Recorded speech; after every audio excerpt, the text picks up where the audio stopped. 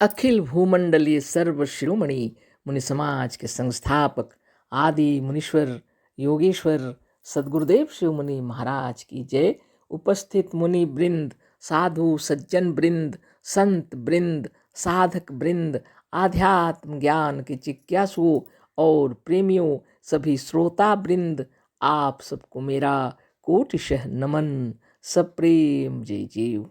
तो आध्यात्मिक चर्चा चल रही है और हम लोग सदगुरुदेव शिव मुनि महाराज रचित ग्रंथ आत्मबल, मनोबल और इच्छा शक्ति पर चर्चा कर रहे हैं। यह अंतिम अध्याय चल रहा है, अध्याय 13 स्वावलंबन, है ना। उसमें भी जो छोटा छोटा शीर्षक दिए हुए हैं उसी पर अनेक छोटे छोटे पैराग्राफ भी हैं। तो ये पढ़ाई चल रही है और चर्चा हो रही है ना। तो आज हम लोग विचार करेंगे भय की व्यर्थता। तो सदगुरुदेव लिखे हैं और बार बार उसी बात को समझा रहे हैं। ये पूरी ग्रंथ आत्मबल, मनोबल और इच्छा शक्ति, इसी पर चर्चा हुई है। बारंबार सदगुरुदेव हम लोग को बतला रहे हैं कि आत्मबल, मनोबल और इच्छा शक्ति सर्वश्रेष्ठ है ना। इसी के विषय में बता रहे हैं। अभी यहाँ दिए हैं भय की व्यर्थता। तो भय की व्यर्थता, ये इसका शीर्षक दिए हैं गुरुदेव, है ना। एक मनुष्य ने हमसे कहा कि हमें भगवान को ना मानते हुए डर मालूम होता है कि ऐसा ना हो कि भगवान को ना मानने से भगवान हमें मार डालें। हमने कहा कि भगवान ने अपने मानने वालों को ही कौन जिंदा छोड़ दिया है। भगवान को मानने वाले सबके सब मर गए और मरते जाते हैं। फिर भगवान को मानना ही अच्छा है ना। अद्भुत सदगुरुदेव की वाणी है ना। आगे पढ़ रहे हैं।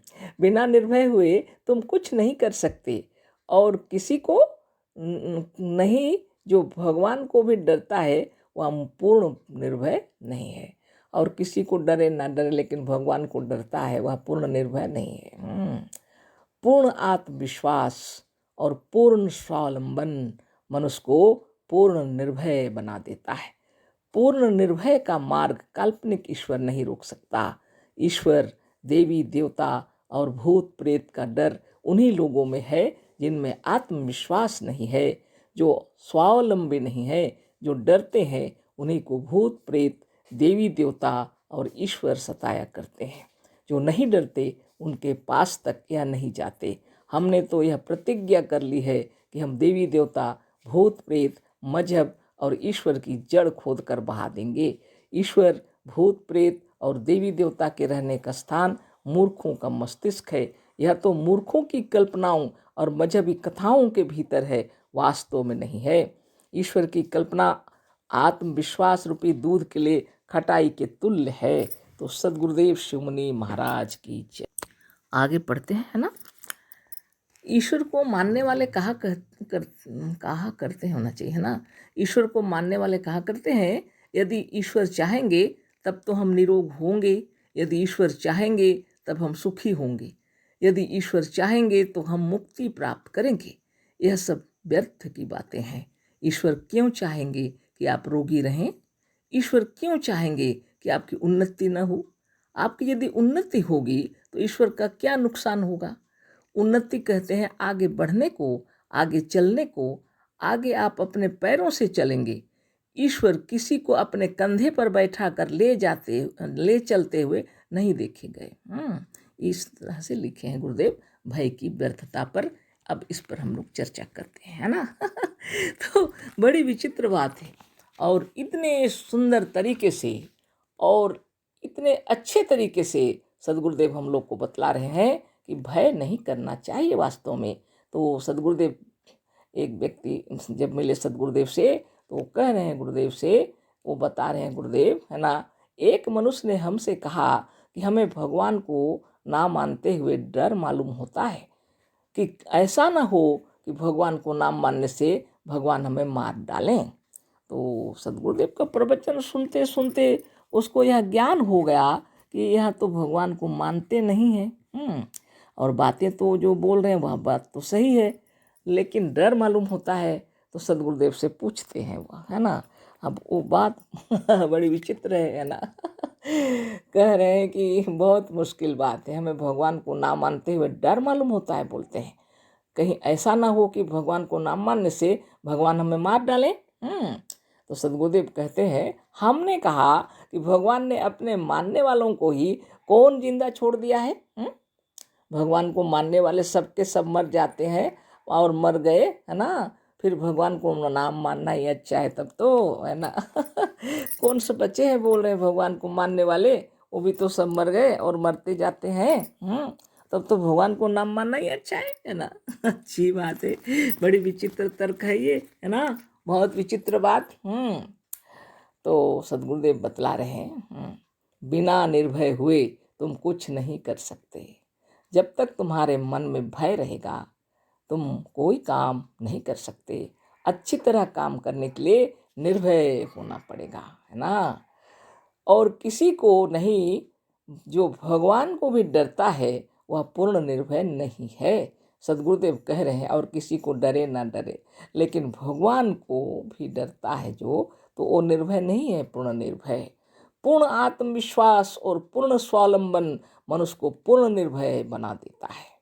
पूर्ण आत्मविश्वास अपने आप में होना चाहिए, है ना, तभी वो पूर्ण निर्भय और स्वावलंबी होगा। पूर्ण निर्भय का मार्ग काल्पनिक ईश्वर नहीं रोक सकता। जो निर्भय और पूर्ण निर्भय है उसके मार्ग को काल्पनिक ईश्वर नहीं रोक सकता। काल्पनिक ईश्वर कहने का मतलब है केवल उसकी कल्पना के अंदर वह विराजते हैं, बाहर में उसका कहीं अस्तित्व है ही नहीं। ईश्वर, देवी देवता और भूत प्रेत का डर उन्हीं लोगों में है जिनमें आत्मविश्वास नहीं है। जिनमें आत्मविश्वास नहीं है वही लोग ईश्वर, देवी देवता, भूत प्रेत ये सब को डरा करते हैं। जो स्वावलंबी नहीं है वास्तव में, जो डरते हैं उन्हीं को भूत प्रेत, देवी देवता और ईश्वर सताया करते हैं, है ना। इसी किताब में हम लोग बहुत पहले चर्चा कर चुके हैं, है ना। जो नहीं डरते उनके पास तक यह नहीं जाते।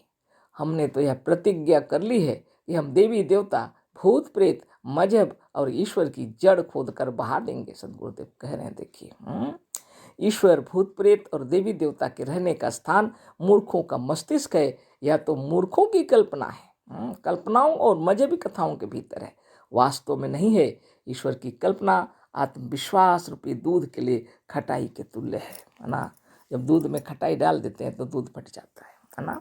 इसीलिए सद्गुरुदेव कह रहे हैं ये सब आत्मविश्वास के अंदर अगर ऐसे विचार रहेंगे तो वो फट जाएगा, यानी आत्मविश्वास पूर्ण नहीं रहेगा। ईश्वर को मानने वाले कहा करते हैं यदि ईश्वर चाहेंगे तब तो हम निरोग होंगे, यदि ईश्वर चाहेंगे तब हम सुखी होंगे, यदि ईश्वर चाहेंगे तो हम मुक्ति प्राप्त करेंगे। यह सब व्यर्थ की बातें हैं। ईश्वर क्यों चाहेंगे कि आप रोगी रहें? ईश्वर क्यों चाहेंगे कि आप उन्नति ना हो, आपकी उन्नति ना हो? आपकी यदि उन्नति होगी तो ईश्वर का क्या नुकसान होगा? उन्नति कहते हैं अपने बढ़ने, आगे बढ़ने को, आगे चलने को। आगे आप अपने पैरों से चलेंगे। ईश्वर किसी को अपने कंधे पर बैठा कर ले चलते हुए नहीं देखे गए। धन्य हो सद्गुरुदेव, है ना। कह रहे हैं कि आज तक ऐसा कोई देखने में नहीं आया कि ईश्वर किसी को कंधे पर बैठा कर ले जा रहे हैं, चलते फिरते हुए किसी ने देखा है क्या? नहीं ना, है ना। अद्भुत। सद्गुरुदेव शिव मुनि महाराज की जय। तो लोग क्या कहते हैं, ये बेकार की बातें हैं बोलेंगे जो सुनेंगे, है ना। वो कहेंगे कि जब ईश्वर से नहीं डरेंगे लोग तो दुनिया में अत्याचार होगा। लेकिन आप देखिए, जिसमें आध्यात्म ज्ञान का प्रचार था और सब एक दूसरे को सम्मान करते थे, तब ऐसी बातें नहीं होती थीं जितनी आज हो रही हैं, है ना। जगह जगह जो कुकर्म हो रहे हैं ये सब ईश्वर को डरते हैं क्या? बिल्कुल नहीं। लेकिन जो ईश्वर सच्चा है उसको सब डरते हैं। सच्चा ईश्वर है यह प्राण, यह मनुष्य आत्मा और जितने जीवात्मा सभी ईश्वर हैं। अपने अपने स्थान पर सबकी आवश्यकता पड़ती है हम लोग, है ना। तो सद्गुरुदेव शिव मुनि महाराज जिसको ईश्वर बता रहे हैं वो सबके भीतर विराज रहे हैं, सबकी आत्मा है वह। इसको आत्मा ही कहा जाता है क्योंकि यह अपना आप है। आप भी ब्रह्म हैं, हम भी ब्रह्म हैं, सभी ब्रह्म हैं। अच्छे से हम लोग को जीवन जीना है तो इसके लिए अष्टांग योग बताया जाता है। युगों से यही बात चल रही है। इसके अंदर में अहिंसा, सत्य अस्ति ब्रह्मचर्य अपरिग्रह आते हैं, है ना। जो कोई भी मुनिजन जब जान जाते हैं ये आत्मा ही ईश्वर है, तब उनको ये समझ में आता है कि हृदय के भीतर जो द्वेष की भावनाएं हैं ये अज्ञान से हैं। हम किसी को भी द्वेष कर रहे हैं अगर, तो उसको पराया समझ के कर रहे हैं, विद्वेष की भावना ही है ना। और अब जब उसको समझ जाएंगे वह ब्रह्म ही है और उसके बिना तो हमारा कार्य भी नहीं चलेगा। और स्थूल जगत में जब आए हैं ये ब्रह्मों से मिलने के लिए आए हैं। संसार में जितने दिखाई पड़ रहे हैं इन सब से ही मिलने के लिए हम लोग आए हैं।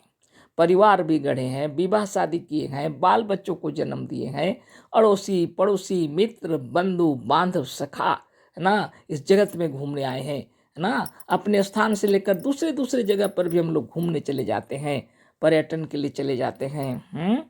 कितनी बड़ी बात है। अगर इस जगत में सुखी रहना है तो हृदय को शुद्ध और निर्मल करने के लिए नित्य योगाभ्यास करना चाहिए और सच्चा ज्ञान हो जाना चाहिए। जब आत्मा निर्मल और स्वच्छ हो जाएगा तो उसमें ईर्ष्या द्वेष छल प्रपंच रूपी धूल गर्द आपसे आप मिट जाएंगे, है ना। तो कल फिर चर्चा होगी। अशेष धन्यवाद, कोटिशः नमन, सप्रेम जय जीव। सद्गुरुदेव शिवमुनि महाराज की जय।